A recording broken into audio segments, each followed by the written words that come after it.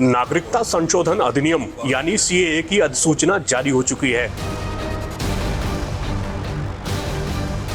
अब इस कानून के तहत लोगों के लिए भारत की नागरिकता मिलने का रास्ता खुल गया है। मगर नागरिकता आखिर मिलेगी कैसे? आवेदन का तरीका क्या होगा? किन लोगों को नागरिकता मिलेगी? चलिए आपको बताते हैं सीएए से जुड़े हर बड़े सवाल का जवाब।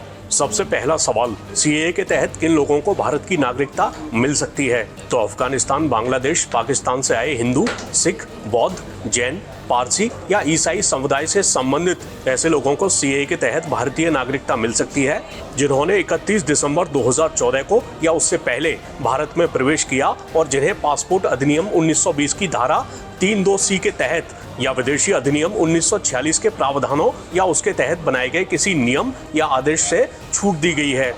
अब अगला सवाल, सीएए के तहत नागरिकता के लिए आवेदन की प्रक्रिया क्या है? तो सीएए के अंतर्गत आने वाले व्यक्ति को नागरिकता अधिनियम 1955 की धारा 6B के तहत आवेदन करना होगा। आपकी स्क्रीन पर जो वेबसाइट दिख रही है उसके जरिए आवेदन किया जा सकता है।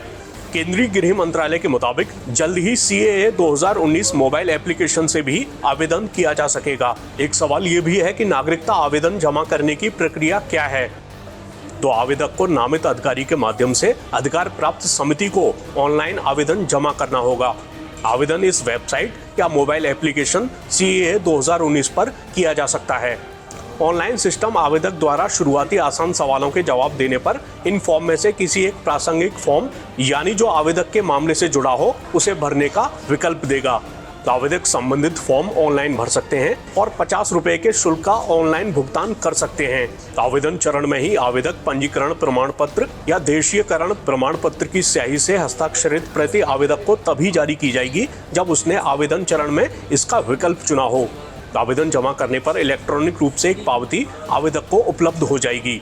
अब सवाल है कि इसके बाद का प्रोसेस क्या होगा? तो आवेदक की ओर से फॉर्म ऑनलाइन जमा करने के बाद जिला स्तरीय समिति द्वारा फॉर्म की जांच की जाएगी। फॉर्म की जांच के बाद समिति आवेदक को ईमेल, एसएमएस के जरिए उस तारीख और समय के बारे में सूचित करेगी जिस पर आवेदक को सत्यापन के लिए आवेदन के साथ लगाए गए सभी दस्तावेजों के मूल के साथ साथ व्यक्तिगत रूप से समिति के सामने पेश होना होगा।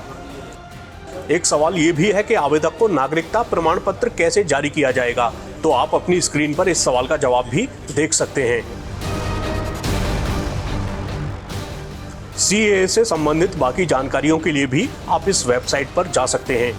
यहां से अपनी पसंद की भाषा चुनकर जानकारी हासिल कर सकते हैं।